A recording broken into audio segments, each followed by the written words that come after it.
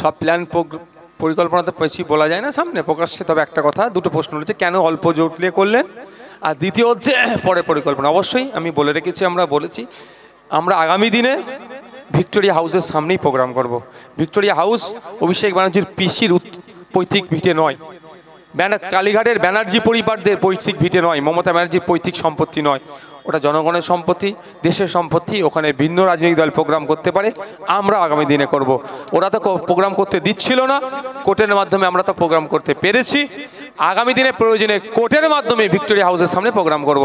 দ্বিতীয় হচ্ছে স্বল্প লোক নিয়ে কেন করেছি, দেখুন ব্যাপারটা হচ্ছে আমাদের অনেক কর্মী সমর্থক আছে, আমরা যেমন দলের উচ্চ নেতৃত্বদেরকে আবেগকে সম্মান দিই, ঠিক বুথ লেভেলের কর্মীদের আবেগকে আমরা উপেক্ষা করতে পারি না, সেই জন্য আমরা স্বল্প লোক নিয়ে করেছি। আরও বেশি কিছু আছে, পুলিশকে দিয়ে মমতা ব্যানার্জি একটা নোংরা খেলার চেষ্টা করেছিল, আমরা যদি হয়তো 999 জনই হয়তো গুনে নিয়ে আসলাম বা 500-700 আনলাম, এমনও তো ঘটনা ঘটেছে।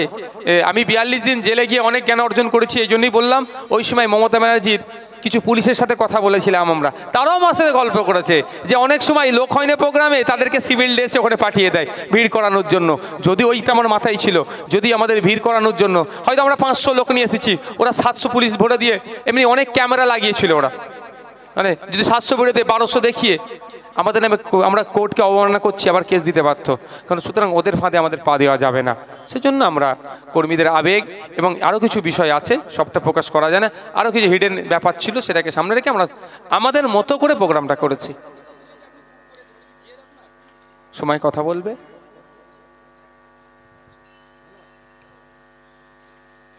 60 থেকে 70,000 ভোটে জিতবে স্টেজ থেকে বলেছেন। সময় কথা বলবে। একদিকে রাম মন্দির উদ্বোধন, অন্যদিকে সংহতি দিবস পাক সার্কাসে মসজিদ পরিদর্শন করলেন মুখ্যমন্ত্রী। নাটকের রাজনীতি চলছে, রাম মন্দিরকে দেখিয়ে বিজেপি তার দোসরগুলো যারা আছেন তার সহযোগী, তারা তাদের ভোটটাকে সুরক্ষিত করে রাখার চেষ্টা করছে।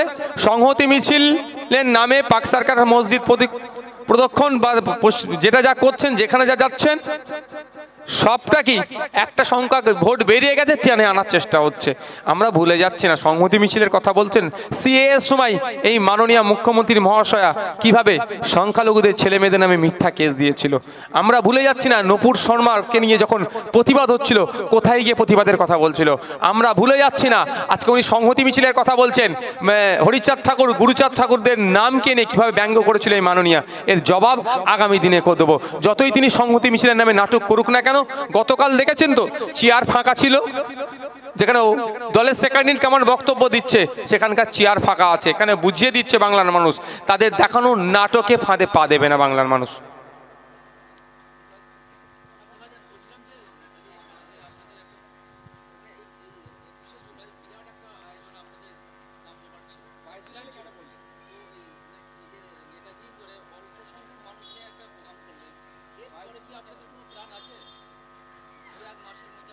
দেখুন, এমনও ভোট কেন্দ্র আপনারা দেখিয়ে দেব যেখানে আমাদের কোনো সময় আমাদের ঝান্ডা ওঠেনি, কিন্তু সাইলেন্ট ভোটার থাকার পরে সেই সমস্ত বুথগুলোতেও তৃণমূল এবং বিজেপিকে পরাস্ত করে প্রথমে আমরা থাকবো, বুথ ভিত্তিক আমরা সেখানেও জিতবো। এক কথায় সাইলেন্ট ভোটার এবারে আমাদের প্রচুর আছে, সাইলেন্ট ভোটারই কাজ করবে। ঠিক সুইপটা 2011 সালে যে ধরনের সাইলেন্ট ভোটার একটা সরকারকে পরিবর্তন করেছিল, 2024-এ সরকার পরিবর্তনের ইঙ্গিত 2024 দেবে, 2026-এ সরকার পরিবর্তন করবে এই সাইলেন্ট ভোটাররাই। দেখুন ওটা সময়ে বলবো, প্রেস কনফারেন্স করে আমাদের পার্টির পক্ষ থেকে জানাবে, তবে একাধিক আসনে দেব। তবে এটাও সাথে সাথে বলি, ওই হাসির খোরা খাওয়ার জন্য দেব না, জামানত জব্দ হয়ে যাবে ও কাজ আমরা করব না। যেখানে রীতিমতো লড়াই দিতে পারবো, আমাদের সংগঠন যেখানে শক্তিশালী আছে, সেই সমস্ত জায়গাগুলোতেই আমরা প্রার্থী দেব। দেখুন আমি আবারও বলছি, মন্দিরে গিয়ে ফিতে কাটা, মসজিদে মাজারে গিয়ে চাদর চড়ানোর মানে সম্প্রীতি নয়।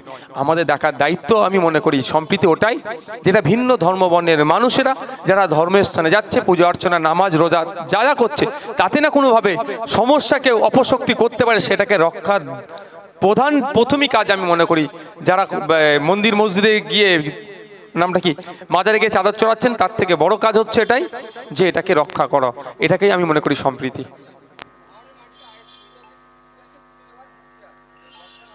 কে যে অধ্যাপিকাকে জগ ছুঁড়ে মেরেছে তার কাছ থেকে এর থেকে ভালো ভাষা আশা করা উচিত হবে না।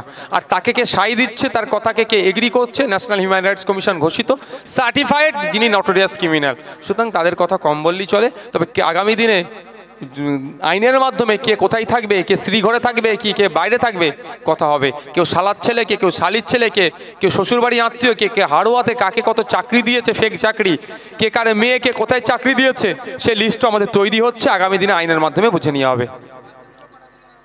হ্যাঁ, আমার তো স্বল্প বয়স, তো কী হচ্ছে, ওনার ছেলের বয়সী আমি, তো ছেলের বয়সী আমি হিসাব করলে হয়তো ওনার ছেলের থেকেও আমি ছোট। তো কথা হচ্ছে রাজনীতির ময়দানে কে পাকা চুল কাঁচা চুল কথা হবে না, এথিক্স নিয়ে কথা চলবে। উনি কি এথিক্সের মধ্যে আছে?